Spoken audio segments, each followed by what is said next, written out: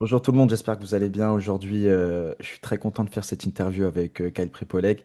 Donc, on va parler en anglais, évidemment. C'était juste pour vous prévenir. Désolé pour mon accent dégueulasse. Bonjour, Kyle. Hello. How are you? I'm good, my man. How are you? Nice. I'm very happy to do this interview with you. And I will ask my first question. So, do a little presentation of you as a fighter. Um, Sorry, repeat the question again. Do a little presentation of you as a fighter. A little presentation. I'm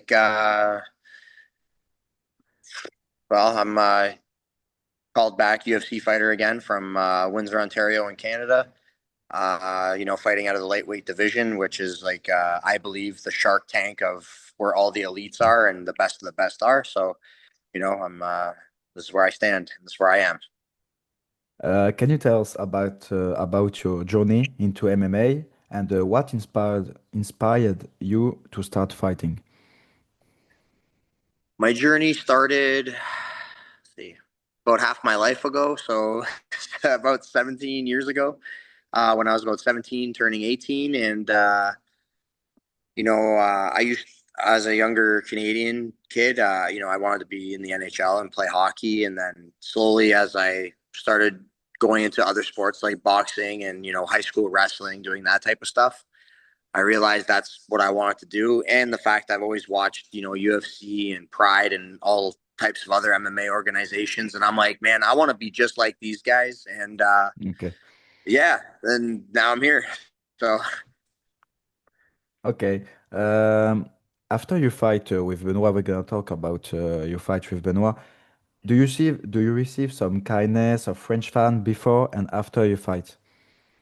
I actually received a lot more like kindness and positivity, not only from Canada and America, but a lot from France for stepping up short notice to fight a Mm. very high prospect in Benoit, and as rightfully so. I obviously thought I could win, and I still believe if I ever rematch him one day that I can win. That's just that mentality of a fighter, and just like Yeah. everybody else. There's a reason he's one of the best in the world, and I want to be on that level with him and get ahead and surpass, and get to the top just like everybody else. Okay. Uh, I was wondering how and when UFC contacts you to do this short notice against Benoit. I I found out. I think my coach found out on Sunday, which would have been 6 days notice. Mm. And I found out Monday. So I guess 5 days, 5 days Okay. notice. We'll say 6 days just in case. But I was like, oh, all right, we gotta make weight. Let's make weight and then let's give her hell. Let's fight our heart out. Okay. How it feels to fight a top 15 fighter in your place in front of your fans? Oh, it was like surreal. It was fantastic fighting, in the same arena in the same hometown of who I think of like the greatest UFC fighter, greatest welterweight ever of George Mm. St. Pierre. Getting to fight in the big stage and sharing the octagon with like Zahabi and Jose Aldo, Benoit, Yeah. and Bilal and JDM, all those guys, even Valentina. Like I got to share the octagon and other fellow Canadians like Mike Malott and Jasmine and Katona and Mark and all those guys, like what an awesome experience to be not only in Canada but to fight in Montreal, where it's huge there. It's huge there. So I'm very fortunate and I'm very blessed and super grateful I got to perform and fight in my hometown. I sucks that I fell short, but you know what? There's more fights to come that are left on my contract, and I really Mm. gotta show out and perform in the next ones, and keep my place. Okay. Uh, when you fought BSD, do you see him enter in the top five or become a champion in a couple of years? As long as he does what he does, um, I knew he was very good and very strong on the Mm. ground. What surprised me was how good he was positionally uh, in his grappling because it was a lot of the little things that separated from how I've grappled against like other top wrestlers and other like black belts I've ever been with. Mm. And I'm just like, I got to be very, very careful with this. And then sure enough, in the second round, like I know it was only, whatever, 6 days notice, but like I never reach around to grab somebody, and he caught on where I reached around because I was trying to grab and push his head down and like get my legs back, and then he crawled up and got that arm Mm. triangle, and I was like, damn! Even in that arm triangle, the way he stapled my legs so I couldn't turn my hips, and the way he was just able to like slowly bind like a python and choke me out, and I was like, wow, that's elite grappling, and I was just like, damn! Even after the fight, I was like, damn! I was like, good stuff, my man. Like, congrats. But yeah, other than that, like that's probably the only thing that really surprised me was that his positional strength in his grappling. That was the most that surprised me. What Benoit said to you after submitted you? He was saying a lot of good things where he was like, nobody, anytime I get anyone to the ground, he's like, nobody survives the first round and survives the way you survive. He's Mm. like, no one, he's like, even when I throw strikes, he's like, people usually go down, and he's like, you hurt me. And he was really like, pumping up my tires a little bit. And he's like, dude, you hurt me. You stunned me. You did, he's like, you are so tough. You have the heart of a lion. He's like, I look forward to seeing how you progress in your upcoming matches, and all respect to you, and thank you for taking this fight short notice. He say Makes you it. have a head of work. Do you agree with him? What was the first part? He say you have a head of work. I guess so. Like, yeah, I was just like, I think just because I was keeping my chin down a lot, because where he split my head open, or not my head open, but he split my ear. My ear was cut open, and I was like, how did that happen? Of all places, my ear. And then on the side of the head, I had a good sized bruise, but other than that, like my face, he didn't really hit the front of my face. It was Mm. more the side of the head, and then I had a couple bruises on like my collarbone and shoulder. And I was just like, oh, I could do this. I could hang with him. Let's just throw down. And then, yeah. But yeah, good to know I got a, decent chin on me still. So that's good. I know you had the fight booked against Michael Dufour before that, but how do you prepare this fight with less than 1 week notice? Um, it's funny because like I found out short notice as well with Michael Dufour, who we originally were like called out. We called him out like 5 or 6 weeks before Mm. that fight, and then he was already matched up with the guy from Brazil that got injured.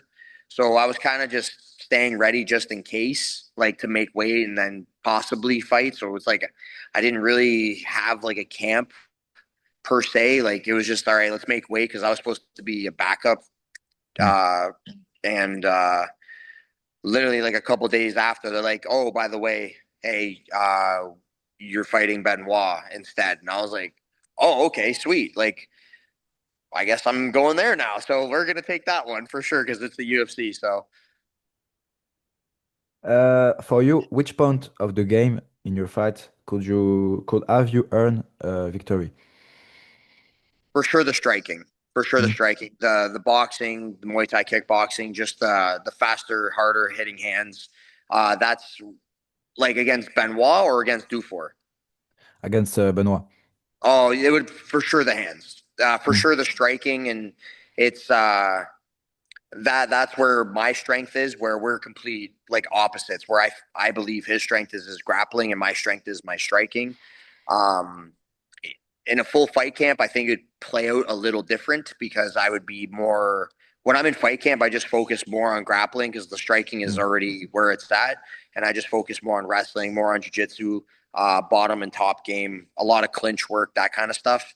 So I think that would play out a little different. I think I'd give him more of a run for his money in the grappling world instead of just defending well and all that, but just more of threats, basically, more attacking instead of defense.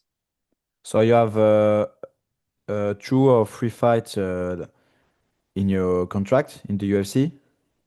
So Benoit was my first fight, so I have 3 fights left. What Okay. it says on the contract, unless I somehow, pardon my language, like shit the bed and, Mhm. really flop on the next fights, then they're like, hey, you know what? Thanks for coming. We got to release you. But I don't expect that to happen just because I expect to go, more all out, become more prepared, and be a more complete mixed martial artist. So what's next for you? I'm just taking it day by day. I finally, after those, after that week, I was back to doing my work for like landscaping, groundskeeping, and all that for my business.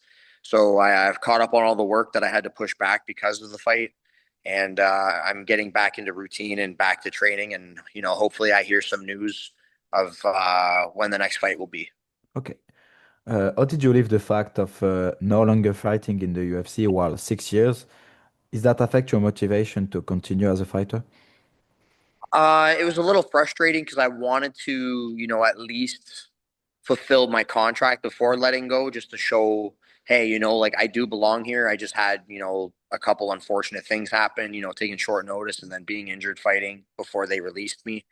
And then I just knew, and it sucked also because of the pandemic. So the world basically stopped other than like UFC and a few things. But it was definitely tough. I knew there was also other avenues, so I was like, you know what, I want to go out on the top. Doesn't matter where it is. If I can't make it back to the UFC, we'll go somewhere else. But UFC is always the goal because UFC is the ultimate place to be. It is the Super Bowl of fighting. It is the top of the top, I believe. Okay. Would you like to fight in UFC Paris? And do you have a name in your head, like the first UFC fight of some French fighter, like Amin Ayoub? I don't know if you know him. Uh, oh, you don't care. It doesn't really matter to me.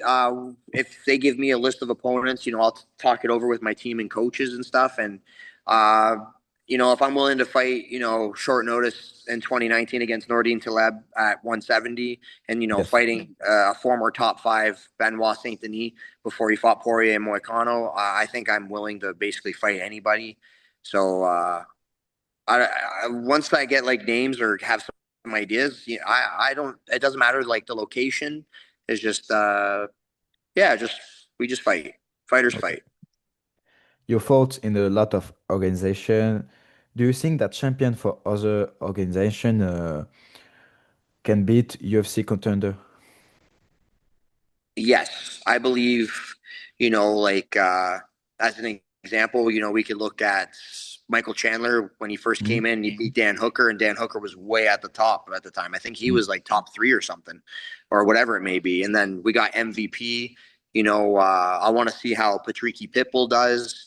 I even the guy that just beat oh my God, what's his name? Bo Nickel, the one Mm. FC double champ. So like I believe there are great fighters, and sometimes best fighters in the world are in other organizations. Like I believe Fedor Emelianenko Mm. is Mm. the Yes. one of the greatest heavyweights ever, if not the greatest. Even though we got John Jones, we got Aspinall, we got DC who was double champ of light heavyweight and heavyweight.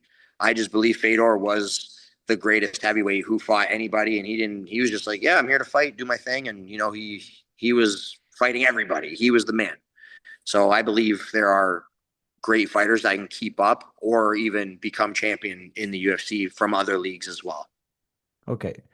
Uh, what do you think about the evolution of MMA in Canada? I think the evolution of MMA in Canada has grown exponentially where we're becoming, not as even back then, like worldwide, everyone was kind of more one dimensional, where everyone nowadays is becoming more of like a Rory McDonald or, guys like that who are so well rounded and so good everywhere. And then you'll have the rare anomalies like the Khabibs or the Islams, the Volkanovskis, who Mm. and Mighty Mouse, like those guys like that who are so good everywhere, where it's like they're not just great everywhere, they are phenomenal, like top one percenters of the world in everything they do. Okay. So I believe eventually Canadians are catching up like that, and everyone around the world is becoming like that. So it's going to be interesting, and like what's going to happen in like the next 5 to 10 years of how crazy and elite athletes will become. If you could go back in time and give yourself one piece of advice before UFC debut, sorry, what would it be? Um, the piece of advice would be no matter how frustrating things may be, everything is going to work out because, the harder you work, uh, not only will the universe see it, but God will see it, and you will always be rewarded. And if you're not, it'll slowly come after that. Uh, Hard work will always pay off, and just keep moving forward. Okay.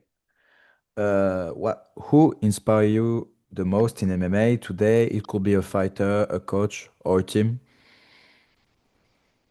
Today, it would for sure like I'll start from the past to now. So back then it was the old school era of like Matt Hughes, Mm. Mirko Krokop, GSP when he first started because he was the it was only like him, Sam Stout, Mark Hominick, and like David Loazo, and those guys. I think they really were staples to help grow and evolutionize the sport. And then as time continued and grow has been growing, my coaches, my teammates, my family and my kid, soon kids, but every it's all those things meshed into one great thing.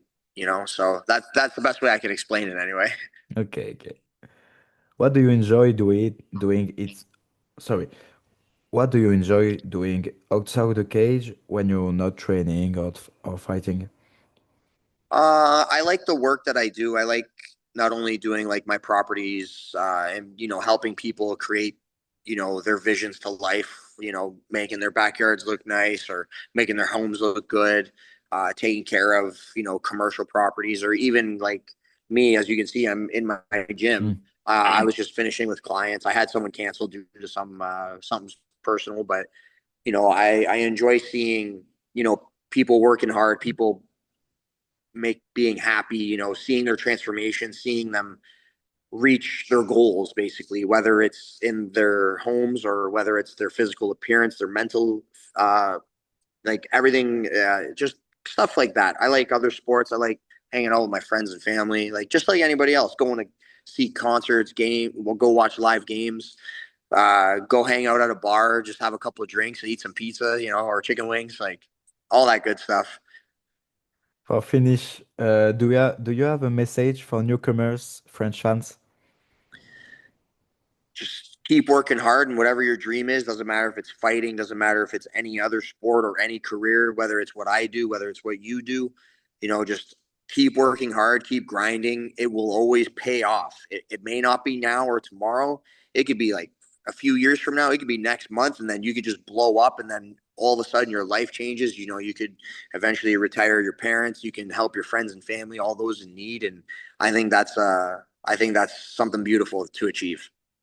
Thank you very much, Kai, for your time. And Thank you. we are gonna to support you in your next fights. And I think some French fan will support you too.